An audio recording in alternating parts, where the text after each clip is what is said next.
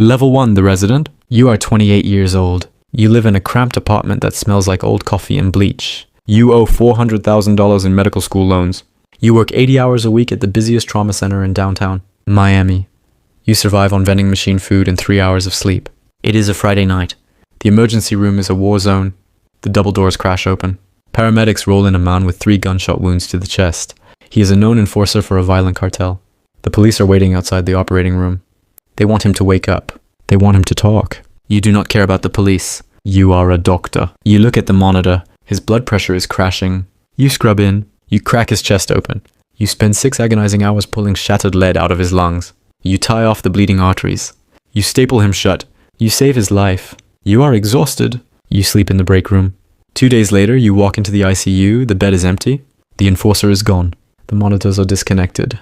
The police are furious. The hospital administration blames security. You walk to your car in the dark parking garage. A black SUV pulls up. The window rolls down. A man in a suit hands you a thick brown envelope. He does not speak. He drives away. You sit in your car. You open the envelope. It is filled with crisp $100 bills. Exactly $50,000. You stare at the money. You think about your crushing debt. You think about the eviction notice on your door. You keep the money. You tell yourself it is a one-time gift. You tell yourself you did nothing wrong. You saved a life. You do not realize that you just sold your soul. Level 2, the house call. 6 months pass. You pay off your highest interest loans. You buy a decent bed. You start to feel normal. Then your phone rings. It is 2 in the morning. It is an unregistered number. A voice tells you to walk outside. You do not want to, but you remember the eyes of the man in the SUV. You put on your shoes. A black car is waiting. They tell you to get in. They put a heavy canvas bag over your head. You smell cheap cologne and gun oil. You drive for 40 minutes. They take the bag off. You are in the basement of a massive mansion. A man is lying on a pool table. His leg is shattered. A bullet went straight through his femur. He is screaming. A cartel lieutenant stands next to him. He holds a duffel bag filled with medical supplies. He looks at you. He tells you that hospitals ask too many questions. He tells you to fix the leg. You look at the crude supplies. You tell him this requires an operating room. You tell him the man could lose his leg. The lieutenant pulls a pistol. He places it on the edge of the pool table. He tells you to make it work. You are terrified. Your hands are shaking. But muscle memory takes over. You pump the man full of local anesthetics. You dig the bullet fragments out of the muscle. You set the shattered bone using metal plates and screws intended for veterinary surgery. It is brutal. It is messy. But you stabilize him. You wrap the leg tightly. The lieutenant hands you $20,000 in cash. They put the bag back over your head. They drop you off at your apartment. You scrub the blood out from under your fingernails. You lock the door. You tell yourself this is the last time. It is never the last time. Level 3, the shadow clinic. The calls become regular. You are a third-year resident by day, saving innocent lives. By night, you are the cartel's best-kept secret. You patch up stab wounds. You remove bullets. You treat chemical burns from drug labs gone wrong. You start to see a pattern. They never bring you the bosses. They only bring you the soldiers. The disposable ones. You realize that you are keeping the machine running. You are keeping the violence alive. The cash piles up. You hide it in the walls of your apartment. You hide it in hollowed-out books. You realize doing house calls is too dangerous. The environments are too dirty. The infection rates are too high. You take a massive risk. You approach the lieutenant. You tell him you need a dedicated space. You tell him you are losing too many men to sepsis. He agrees. You rent an abandoned veterinary clinic in an industrial park. You pay the landlord a year in advance in cash. You gut the building. You install industrial air filters. You buy stolen hospital-grade equipment from the black market. Surgical lights, sterilization autoclaves, heart monitors. You create a sterile sanctuary in the middle of urban decay. You set the rules. No guns inside the clinic, no names. Drop the patient off and wait outside. They agree. You feel a surge of power. You are no longer just a terrified doctor. You are a director. You control the environment. You tell yourself you are minimizing harm. You tell yourself that even criminals deserve clean medical care. You use your medical ethics to justify your crimes. You are lying to yourself. You love the adrenaline. You love the fat stacks of untraceable cash. You are addicted to the underworld. Level 4, the extractor. Your clinic is thriving. You quit your residency at the hospital. You tell your family you are joining a private practice. You are not healing anymore. You are solving logistical problems. A black van pulls up to the back door of your clinic. 4 men drag a terrified teenager inside. He is sweating profusely. He is seizing. He is a drug mule. He swallowed 50 balloons of pure liquid cocaine to cross the border. One of the balloons is leaking inside his stomach. The cartel does not care about his life. They care about the product. The street value is $2 million. The lieutenant tells you to get the balloons out. You look at the teenager. He is crying. He is begging for his mother. You know that if you perform a massive laparotomy, he will need weeks of intensive care. You do not have an ICU. You tell the lieutenant, the boy might not survive the surgery. The lieutenant does not blink. He tells you that if the product dissolves, the boy dies anyway. He tells you to cut him open. You put the boy under. You take a scalpel. You slice open his abdomen. You carefully extract 50 toxic balloons from his stomach and intestines. You wash them off in a metal basin. The boy's heart rate crashes. He is bleeding out. You demand more blood from the men outside. They laugh. They tell you to finish cleaning the product. You watch the boy flatline on your monitor. You stand there with blood on your gloves. You do not perform CPR. You know they will kill him anyway if he survives. You hand the clean balloons to the lieutenant. He hands you $50,000. They take the product. They leave the boy's body on your table. You wrap him in a heavy black contractor bag. You call a cleaner. You mop the floor. You feel nothing. Your empathy is completely dead. Level 5, the interrogator's shadow. You have proven you can handle death. Now they want you to manage suffering. You are summoned to a warehouse near the docks. You do not bring surgical tools. You bring adrenaline, coagulants, and smelling salts. You walk into a soundproof room. A rival cartel boss is strapped to a heavy steel chair. He is beaten beyond recognition. The interrogator is a massive man with dead eyes. He holds a pair of heavy pliers. His job is to extract account numbers. Your job is to make sure the man does not die before he gives them up. The torture begins. It is barbaric. It turns your stomach. But you stand in the corner watching the heart monitor. When the man goes into shock, you step forward. You inject him with synthetic stimulants. You force his heart to keep beating. You stitch up his bleeding arteries just enough to keep him conscious. You are playing God in the darkest way possible. You are weaponizing medicine. You are not prolonging his life. You are prolonging his agony. The man looks at you. He begs you to let him die. He begs you to give him a lethal injection. You look away. You check his pulse. You tell the interrogator he can handle another 10 minutes. The interrogator smiles. When it is finally over, you pack your bag. You walk out into the cool night air. You vomit in the alleyway. But you do not walk away. You go back to your luxury condo. You pour a glass of $1,000 scotch. You look at your bank account. It has 7 figures. You have crossed a line that cannot be uncrossed. You are no longer a doctor treating criminals. You are a criminal with a medical degree. Level 6, the Reaper. The cartel does not use you for street soldiers anymore. You are too valuable. You treat the elite, the captains, the money launderers, the corrupt politicians who take their bribes. Then the ultimate test arrives. The second in command of the entire cartel is diagnosed with severe liver failure. He needs a transplant to survive. He cannot go on a national donor registry. He is a wanted international fugitive. The cartel boss summons you. He tells you to fix his brother. You tell him a transplant requires a genetic match. You tell him it requires a living donor or a fresh cadaver. You tell him it is impossible. The boss slides a thick file across the mahogany desk.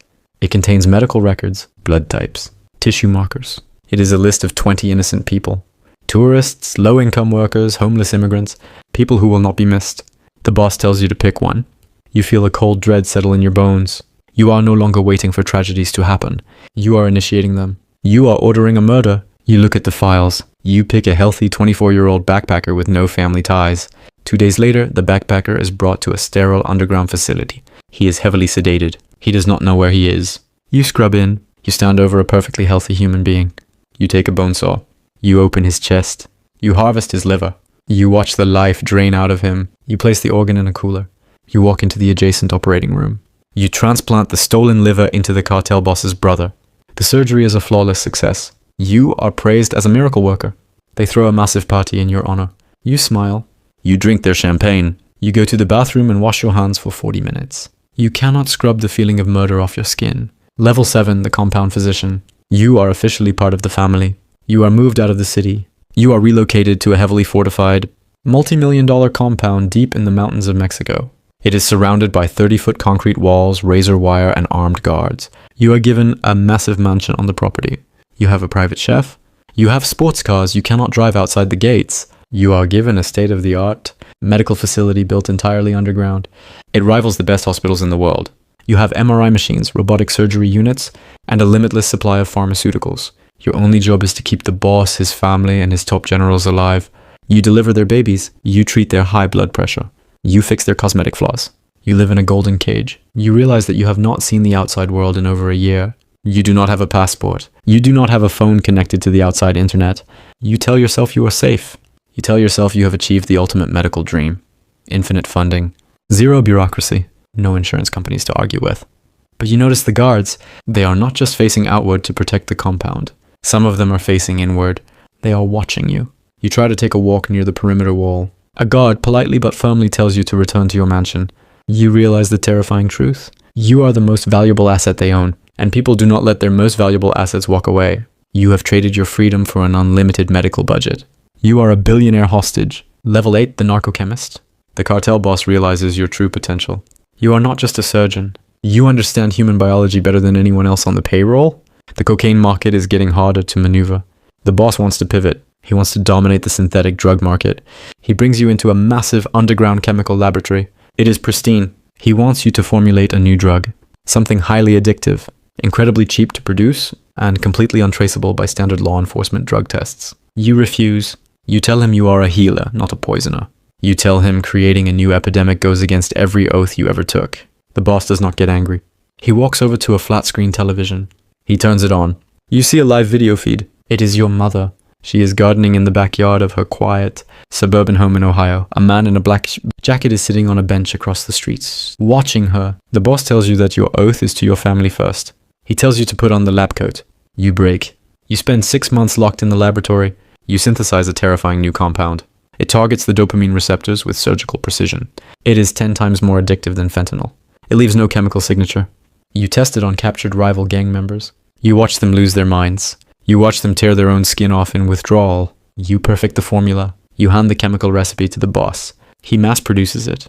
Within a month, the drug floods the streets of America.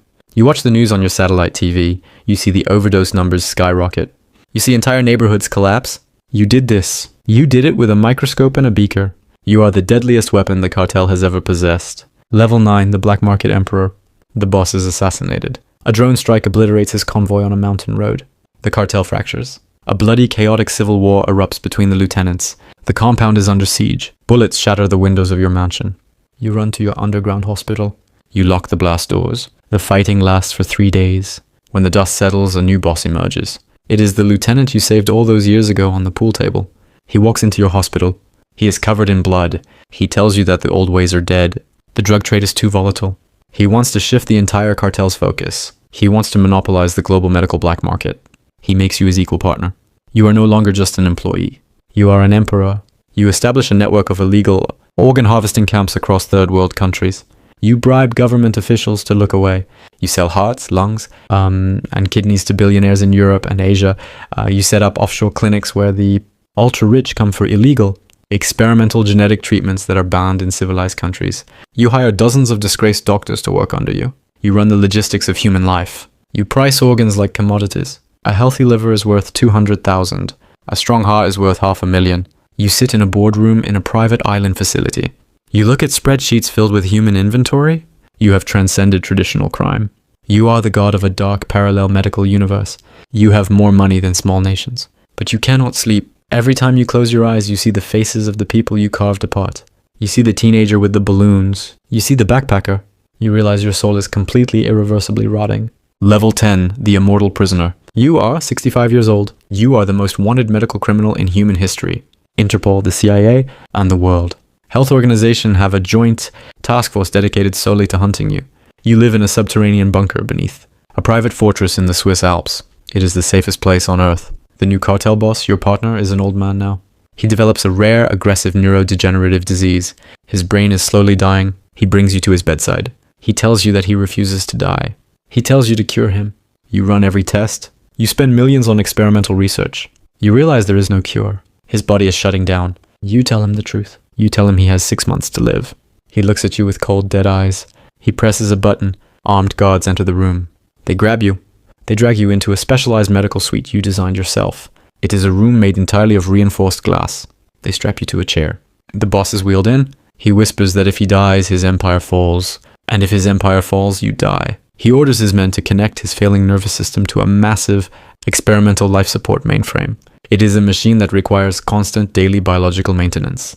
It requires bone marrow extractions, blood filtering, and spinal fluid transfers. And you are the only person on Earth who knows how to operate it. They lock the glass door. They tell you that you will live in this room. You will perform the daily procedures to keep him breathing. If his heart stops, the room will automatically fill with neurotoxin. You look around the sterile glass cage. You see a small cot. You see a sink. You see the dying monster you must keep alive to survive. You think about the day you paid off your student loans. You thought you were buying your freedom. You look at the thick glass walls. You realize you have spent your entire life saving monsters. And now you are trapped in a cage with the biggest one of all. You will never see the sun again. You will keep him alive today. You will keep him alive tomorrow. Because you are terrified of the dark.